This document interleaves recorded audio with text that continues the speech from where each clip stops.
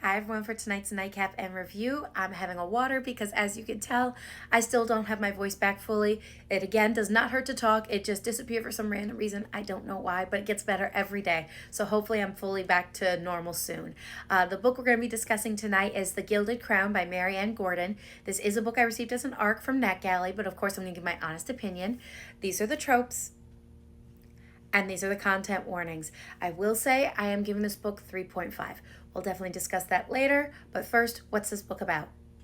So this book is about Helivir, who discovered as a young child that she has the ability to bring the dead back to life, but it does come with personal sacrifice. It's not an ability she used often, but the one or few times she did use it was enough to make her family, mainly her mother, nervous to be around her. So much and so, her family decided to move to the city, but leave her with the local herbalist, who in fact has the same ability that Helivir does have.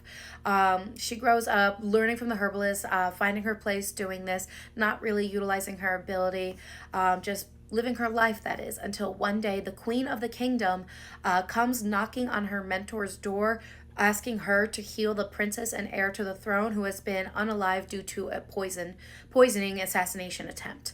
The mentor refuses to, but in fact Helivir steps up and says, I will do this, I will heal the princess, but this is a one-time thing, and after this you are to leave me and my mentor alone, because we are not going to make this an ongoing thing. But unfortunately, that doesn't remain true, and soon she is summoned to the capital by the queen in order to stay around and keep the princess alive, as she is still under threat of assassination, as they have not been able to catch the culprits. So now the question becomes how much she is to give up of herself before she ceases to exist to keep this princess alive. But that's not the only threat she is under.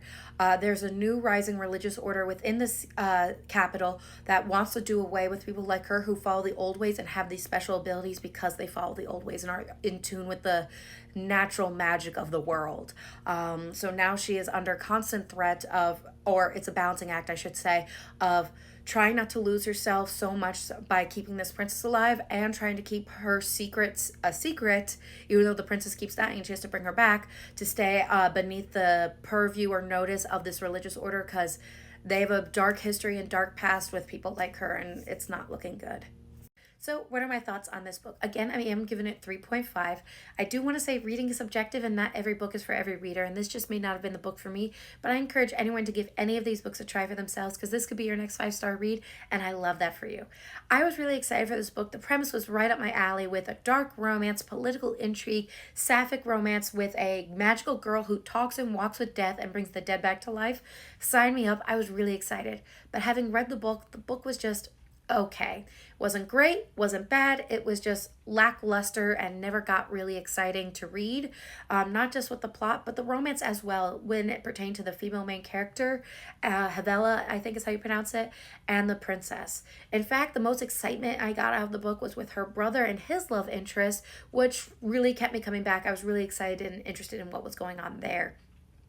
I think another part that, or the reason that is that why this book may not have been exciting, is anything that could be termed exciting with a book that is being marketed to adults. I checked Amazon, this is being targeted to adults, was all done off page.